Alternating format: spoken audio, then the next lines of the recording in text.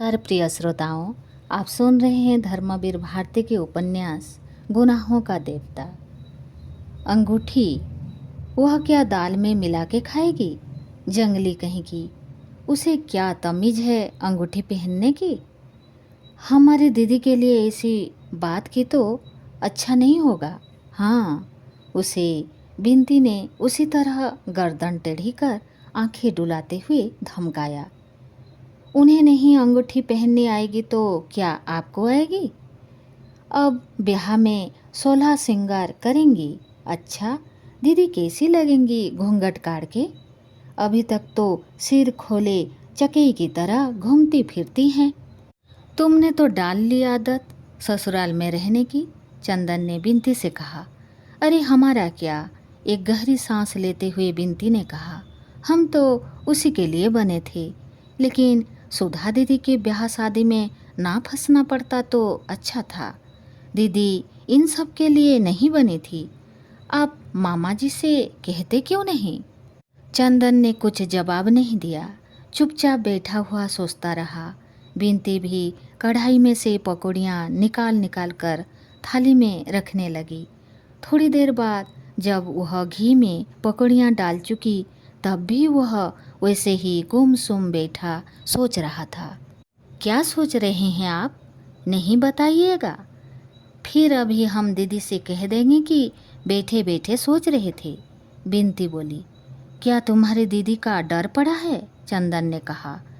अपने दिल से पूछिए, हमसे नहीं बन सकते आप, बिनती ने मुस्कुरा कर कहा और उसके गालों में फूलों के कटोरे खिल गए। अच्छा, इस डिब्बे में क्या है? कुछ प्राइवेट? नहीं जी, प्राइवेट क्या होगा, और वह भी तुमसे? सोने का मेडल है, मिला है मुझे एक लेख पर। और चंदन ने डिब्बा खोलकर दिखला दिया। आहा, ये तो बहुत अच्छा है, हमें दे दीजिए, बिनती बोली। क्या करोगी तू? चंदन ने हंसकर पूछा। अपने आने वाले जीजाजी के लिए कान में बूंदे बनवा लेंगे, बिनती बोली। अरे हाँ, आपको एक चीज दिखाएंगे।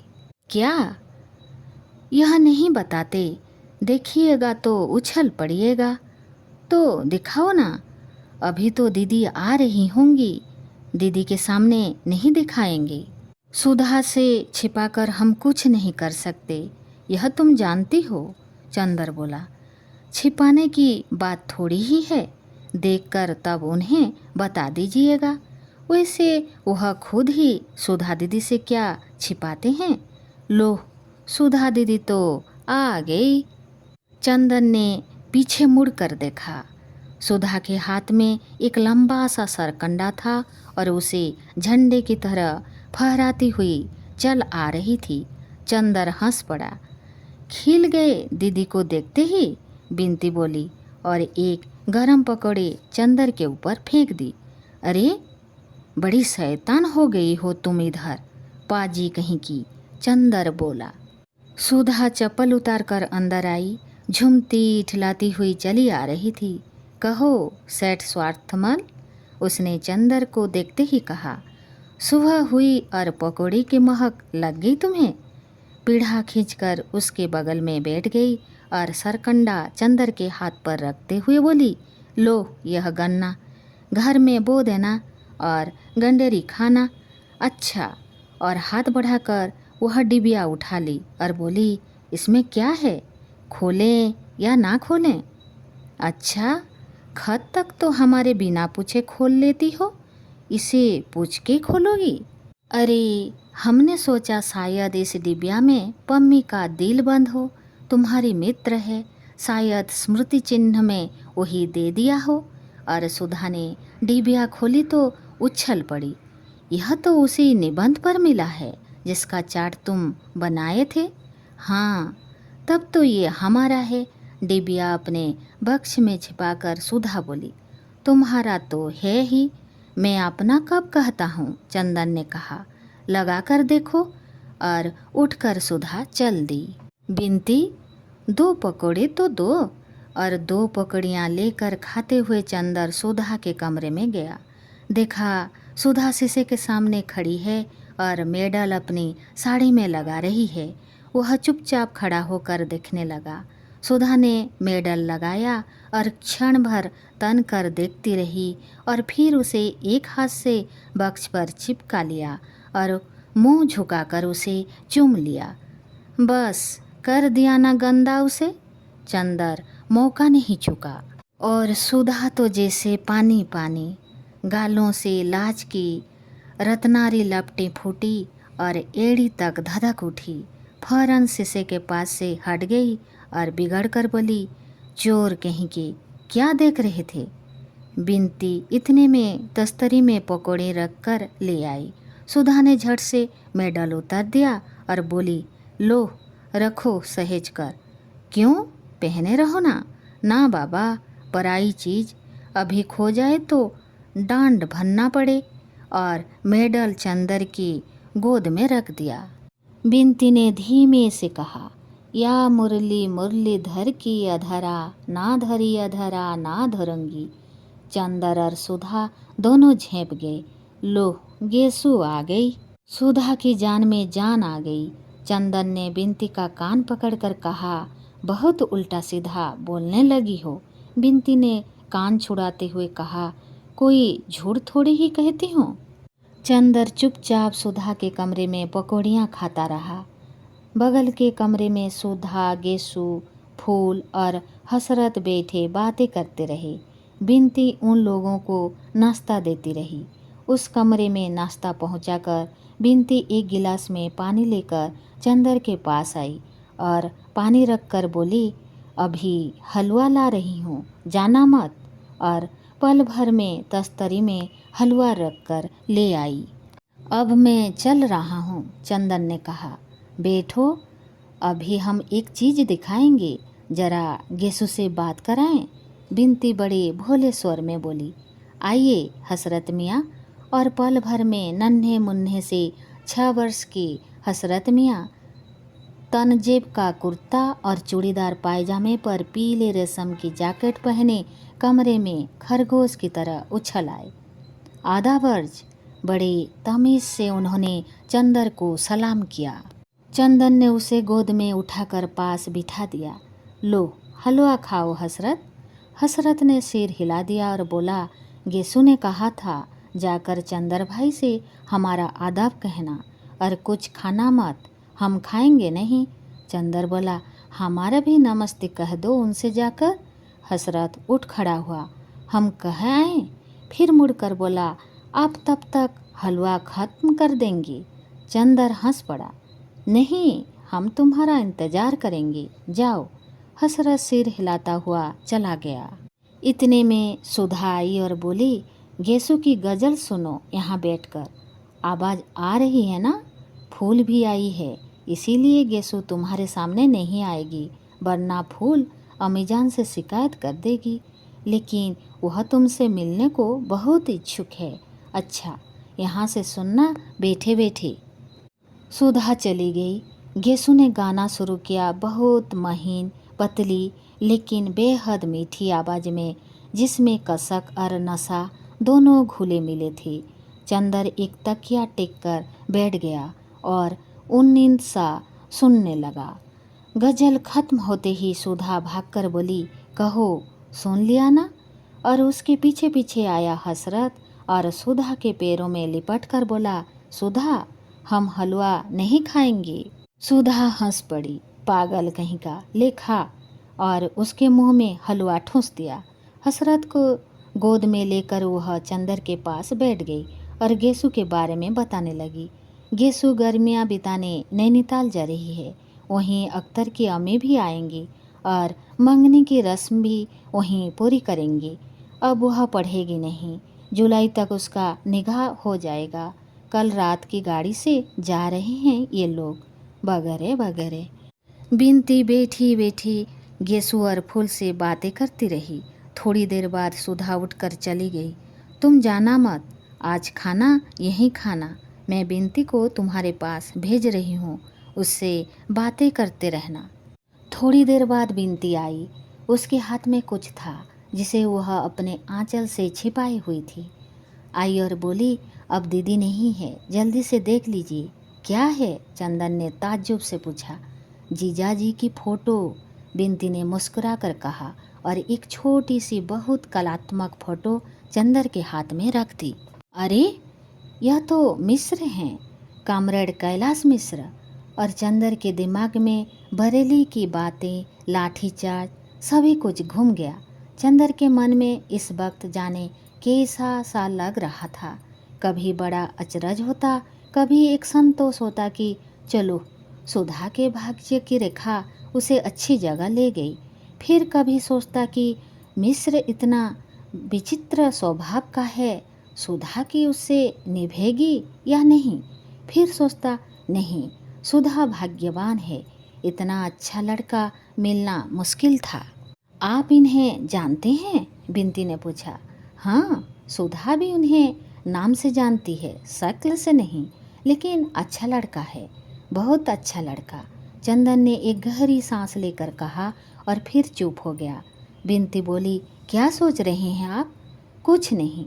पलकों में आए हुए आंसू रोककर और होठों पर मुस्कान लाने की कोशिश करते हुए बोला, मैं सोच रहा हूँ आज कितना संतोष है मुझे, कितनी खुशी है मुझे कि सुधा एक ऐसे घर जा रही है जो इतना अच्छा है, ऐसे लड़के के साथ जा रही है जो इतना ऊंचा।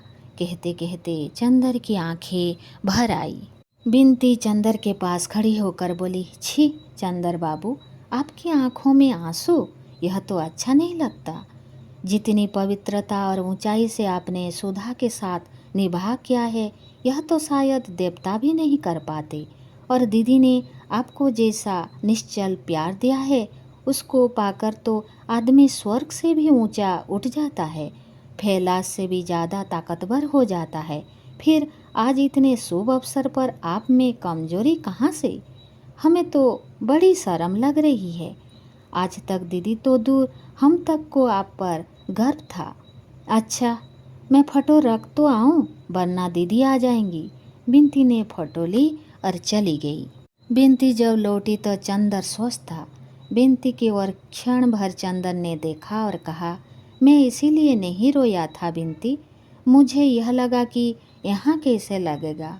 खैर जाने दो, एक दिन तो ऐसा होता ही है ना, सहसा सहना पड़ेगा। बिनती बोली। हाँ, सो तो है। अच्छा बिनती, सुधा ने यह फोटो देखी है? चंदन ने पूछा। अभी नहीं, असल में मामा जी ने मुझसे कहा था कि यह फोटो दिखा दे सुधा को, लेकिन मेरी हिम्मत नहीं पड़ी। मैंने उनसे कह दिया कि चंदर आएंगे तो दिखा देंगे, आप जब ठीक समझें तो दिखा दें। जेठ दशहरा अगले ही मंगल को है, बिनती ने कहा। अच्छा, एक गहरी सांस लेकर चंदर बोला। बिनती थोड़ी देर तक चंदर की ओर एकटक देखती रही। चंदन ने उसकी निगाह चुरा ली और बोला, क्या देख रही हो बिनती? देख रही हूँ कि आपकी पलकें झपकती है या नहीं। बिनती बहुत गंभीरता से बोली। क्यों? इसीलिए कि मैंने सुना था देवताओं की पलकें कभी नहीं गिरती। चंदर एक फीकी हंसी हंसकर रह गया।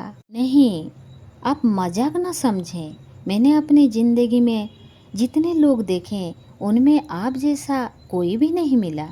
कितने ऊंचे हैं आप, कितना विशाल हृदय है आपका। दीदी कितनी भाग्यशाली है।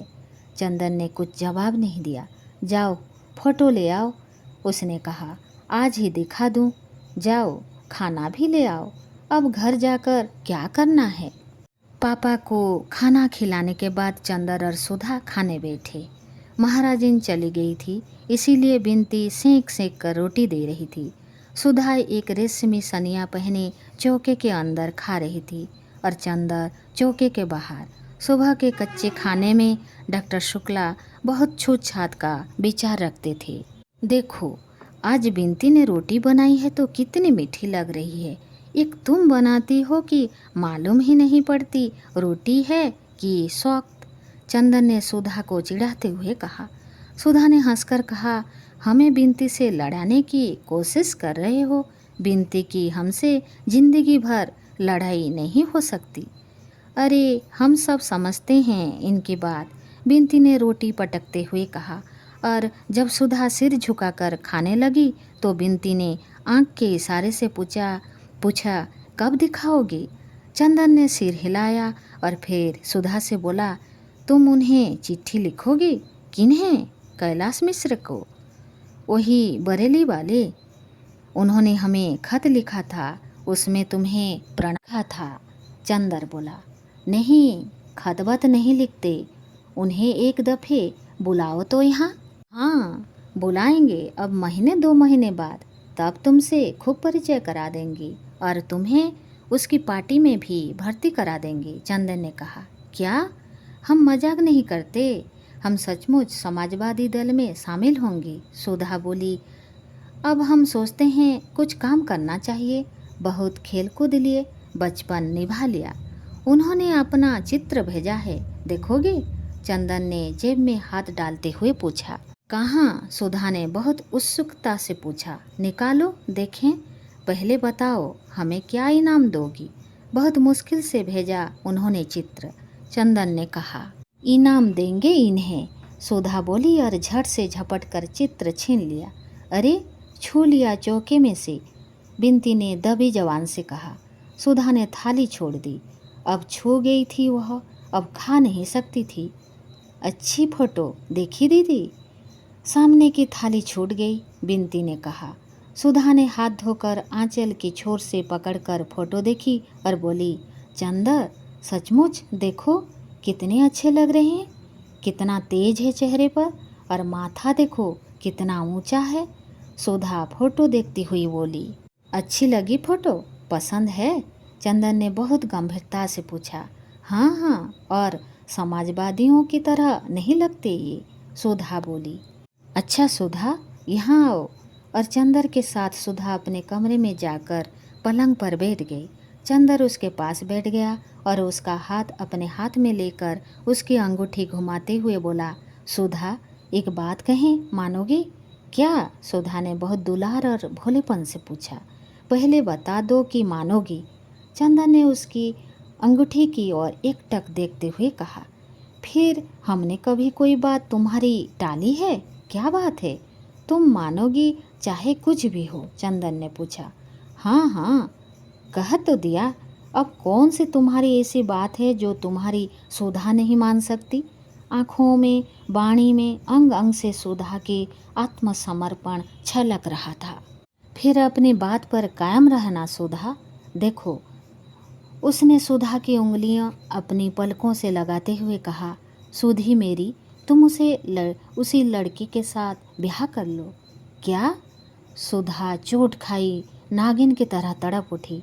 इस लड़के से? यही शक्ल है इसकी हमसे ब्याह करने की? चंदर, हम ऐसा मजाक नापसंद करते हैं, समझे कि नहीं? इसीलिए बड़े प्यार से बुला लाए, बड़ा दुलार कर रहे थे। तुम अभी वायदा कर चुके हो। चंदन ने बहुत अजीजी से कहा। वायदा कैसा? तुम कब अपने वायदे निभाते हो? और फिर यह धोखा देकर वायदा कराना क्या? हिम्मत थी तो साफ साफ कहते हमसे, हमारे मन में आता सो कहते। हमें इस तरह से बांध कर क्यों बलिदान चढ़ा रहे हो? और सुधा मारे गुस्से को के रोने लगी। चंदर स्तब्ध, उसने इस दृश्य की कल्पना ही नहीं की थी। वह क्षण भर खड़ा रहा। वह क्या कहे सुधा से, कुछ समझ ही में नहीं आता था उसे। वह गया और रोती हुई सुधा के कंधे पर हाथ रख दिया। हटो उधर। सुधा ने बहुत रुखाई से हाथ हटा दिया और आंचल से सिर ढकती हुई बोली, मैं ब्याह नहीं करूँगी, कभी नहीं करूँगी, किसी से नहीं करूँगी।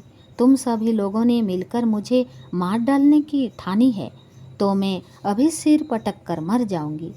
और मारे तेज की सचमुच सुधा ने अपना सिर दीवार पर पटक दिया। अरे, दौड़कर चंदन ने सुधा को पकड़ लिया, मगर सुधा ने गरज कर कहा, दूर हटो चंदर, छूना मत मुझे। और जैसे उसमें जाने कहाँ की ताकत आ गई है, उसने अपने को छुड़ा दिया। चंदन ने दबी जबान से कहा, छी सुधा, यह तुमसे उम्मीद नहीं थी मुझे। यह भावुकता तुम्हें शोभा नहीं देती। बातें कैसे कर रही हो तुम? हम वही चंदर हैं ना?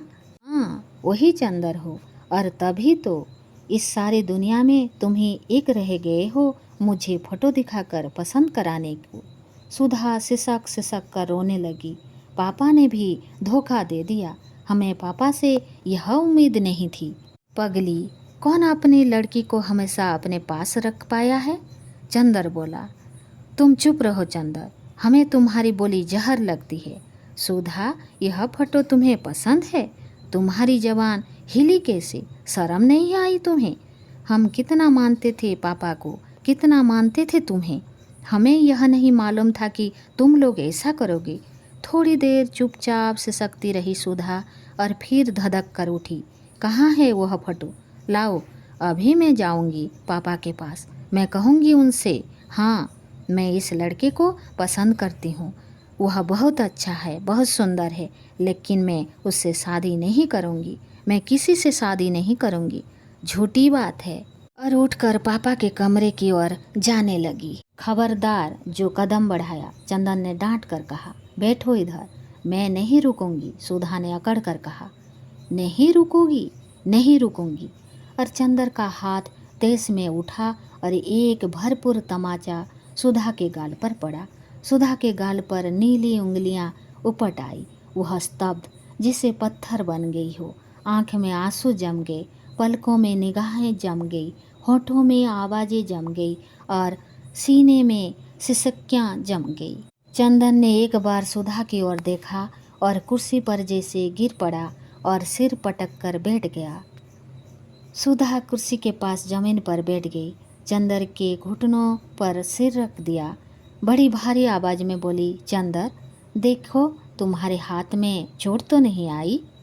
चंदन ने सुधा की ओर देखा, एक ऐसी निगाह से जिसमें कब्र मुँह फाड़कर जमुहाई ले रही थी। सुधा एकाएक फिर सिसक पड़ी और चंदर के पैरों पर सिर रखकर बोली, चंदर, सचमुच मुझे अपने आश्रय से निकाल कर ही मानोगे? चंदर, मजाक की बात दूसरी है, जिंदगी में तो दुश्मनी मत निकाला करो। चंदर एक गहरी सांस लेकर चुप हो गया और सिर थाम कर बैठ गया। 5 मिनट बीत गए। कमरे में सन्नाटा, गहन खामोशी।